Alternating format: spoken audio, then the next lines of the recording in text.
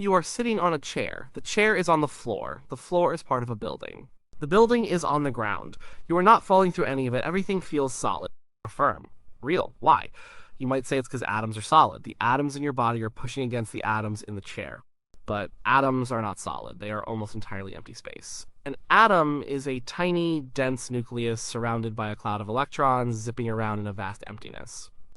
If you scaled an atom up so the nucleus was the size of a marble, the nearest electron would be a speck of dust 100 yards away. The space between is just that, space. So why don't you fall through the chair? Why don't your atoms just pass through the atoms of the wood?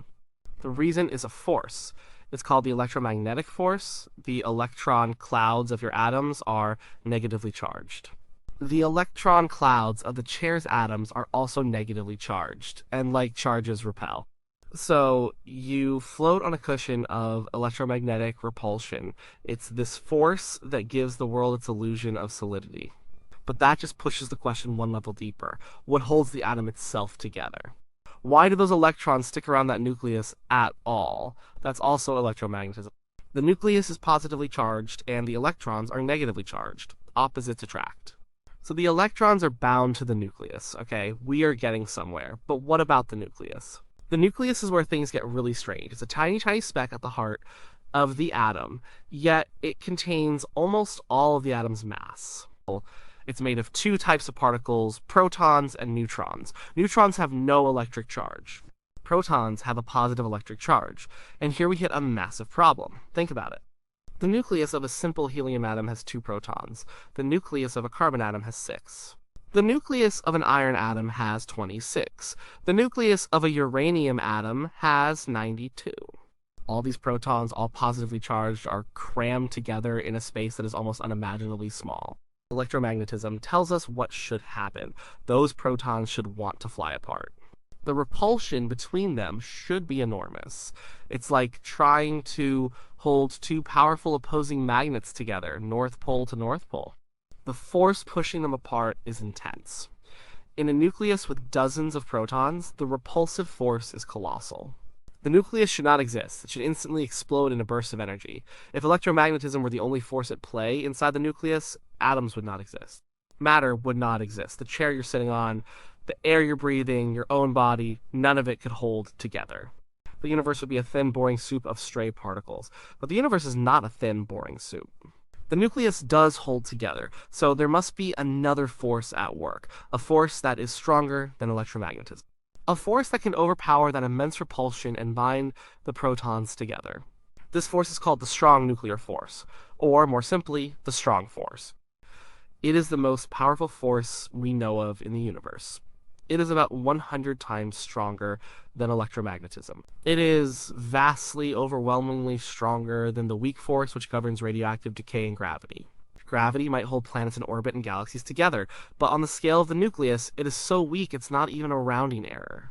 The strong force is the undisputed king, but the strong force has a very peculiar character. It is incredibly strong, but only over incredibly short distances. Its reach is tiny. It operates effectively only within the confines of an atomic nucleus. If you pull 2 protons apart, even just a little bit, the strong force between them vanishes almost completely. It's like a kind of subatomic Velcro. 2 pieces of Velcro are very strong when they are pressed together. You have to pull hard to separate them, but move them an inch apart and they feel no attraction to each other at all. This short range is crucial. It's why we don't feel the strong force in our everyday lives. It's confined to the nuclear realm. The electromagnetic force, on the other hand, has an infinite range. So does gravity. Their influence may get weaker with distance, but it never drops to 0. You are being pulled by the gravity of the sun and the stars in the Andromeda galaxy right now. But the strong force from the nucleus of an atom in your own fingertip has no effect on an atom right next to it. Its influence is locked away. So the nucleus is a battlefield. It's a place of incredible tension. Electromagnetism is constantly trying to tear it apart, pushing the protons away from each other. The strong force is constantly trying to hold it together, binding protons and neutrons into a stable unit. For the elements that make up our world, the strong force wins. But in very large, heavy atoms like uranium, the nucleus is so big that protons on one side are too far away to feel the strong forces pull from protons on the other side. The short-range Velcro can't reach across the whole nucleus. The long-range electromagnetic repulsion, however, can. Every proton feels the push from every other proton. In these giant nuclei, the battle is much closer. The nucleus is unstable, it's on the verge of flying apart. This is the source of radioactivity and nuclear fission. A little nudge can be enough for electromagnetism to win the war, shattering the nucleus and releasing a tremendous amount of energy. This picture is a good start. It explains how the nucleus holds together. The strong force acts as a powerful glue. But it's not the whole story. To really understand the strong force, we have to go deeper. We have to look inside the protons and neutrons themselves. For a long time, scientists thought protons and neutrons were fundamental particles, that they were the end of the line. But experiments in the mid-20th century started to get strange results. When scientists smashed protons together at incredibly high speeds, they didn't just break into smaller pieces of proton. They exploded into a whole zoo of new exotic particles. This suggested that protons and neutrons weren't fundamental at all. They had something inside them. That something is called a quark. Protons and neutrons are each made of 3 quarks. There are different types or flavors of quarks. A proton is made of 2 up quarks and 1 down quark. A neutron is made of 1 up quark and 2 down quarks. These quarks are the truly fundamental particles. As far as we know, you can't break a quark down into anything smaller. And here is the crucial insight. The strong force that we just described, the one that binds protons and neutrons together in a nucleus, is actually a secondary effect. It's a leftover residual force.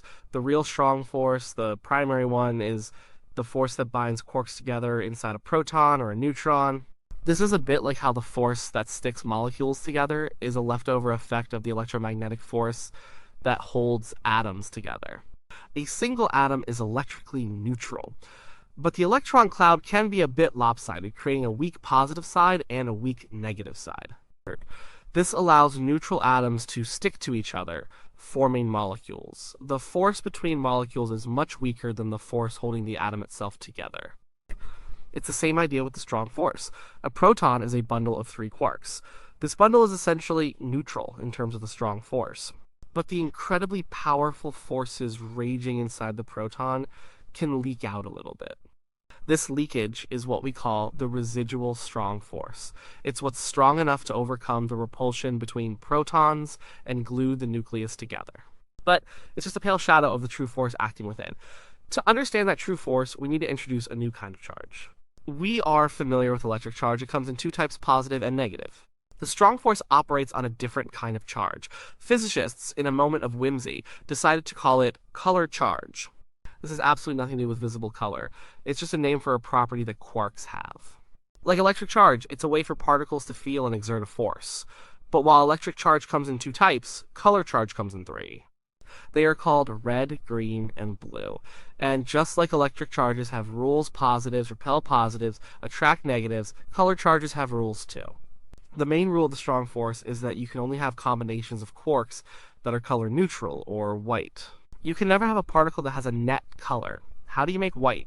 You can do it in 2 ways. You can combine red, green, and blue light. The 3 primary colors of light mix to make white. This is one way to make a stable particle. A particle made of 3 quarks, 1 red, 1 green, and 1 blue, is color neutral.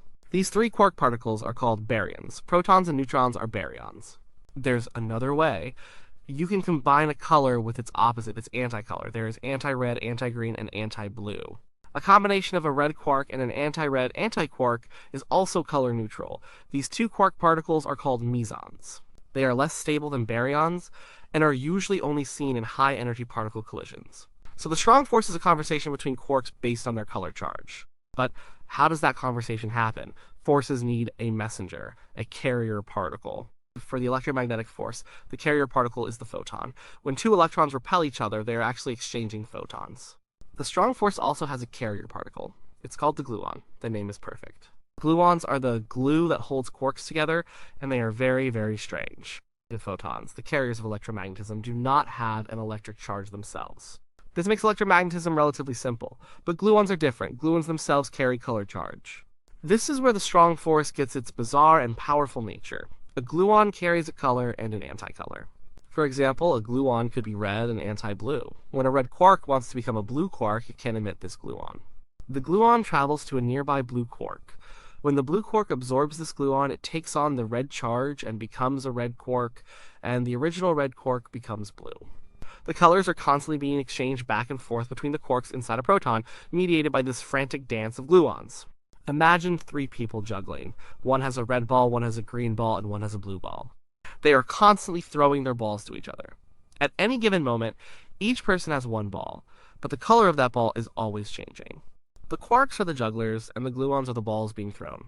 This constant exchange of gluons is what binds them together with immense force. Because gluons themselves have color charge, they don't just interact with quarks. They also interact with each other. Gluons can stick to other gluons. This is fundamentally different from photons, which just pass right through each other. This self-interaction is what makes the strong force so complicated and so powerful. It creates a thick, messy, sticky web of force inside the proton. This leads to the strangest property of the strong force, a feature called confinement. With the electromagnetic force, if you pull two charged particles apart, the force between them gets weaker. It follows a simple inverse square law: double the distance, and the force is 4 times weaker. The strong force does the exact opposite. If you try to pull two quarks apart, the force between them gets stronger. The further you pull, the harder it pulls back. It's like a cosmic rubber band. The more you stretch it, the more tension there is. The energy in the gluon field between the two quarks increases as you pull them apart. What happens if you pull with enough force to snap the rubber band? With a real rubber band, it just breaks. With quarks, something even weirder happens. If you pour enough energy into the system by trying to pull the quarks apart, you will eventually build up so much energy that the energy itself converts into mass. EMC2. The rubber band doesn't snap. Instead, the energy you put in creates a brand new quark and antiquark pair out of the vacuum. The new antiquark pairs with the quark you were pulling on, and the new quark pairs with the one you were pulling away from. So you don't end up with a single isolated quark. You end up with 2 new particles instead of 1. No matter how hard you pull, you can never isolate a quark. They are permanently confined inside their color-neutral particles. This is why we have never, ever seen a free quark floating around on its own, and why we probably never will. The strong force simply won't allow it. It is so strong that it would rather create new matter from pure energy than let one of its quarks go free. This has a profound consequence. It's where most of your mass comes from. If you add up the masses of the 3 quarks inside a proton, 2 ups and a down, you get a certain number. But if you measure the actual mass of a proton, you find it's almost 100 times heavier than the sum of its quarks. So where is all that extra mass coming from? It's not coming from the quarks themselves. It's coming from the energy of the system. It is the kinetic energy of the quarks zipping around at nearly the speed of light, trapped inside the proton. And more importantly, it is the energy stored in the seething, bubbling field of gluons that bind them together. The vast majority of the mass of a proton or a neutron is just pure energy, bound up by the strong force, manifesting as mass according to Einstein's famous equation. Think about that, the chair you're sitting on, your own body. We think of ourselves as being made of solid matter. But the particles that make up that matter, the up and down quarks, are incredibly lightweight. They contribute only about 1% of the total mass. The other 99% of your mass is not from the substance of particles. It is the raw binding energy of the strong force. You are, in a very real sense, made of light and motion and pure force, condensed into the illusion of solidity. We are not so much made of matter as we are made of the forces that hold matter together. The strong force, then, doesn't just build the atomic nucleus, it builds the very stuff of the nucleus. It gives mass to the universe, and its influence extends far beyond that. The strong force powers the stars. The sun shines because of nuclear fusion happening in its core. Fusion is the process of forcing light atomic nuclei together to make heavier ones.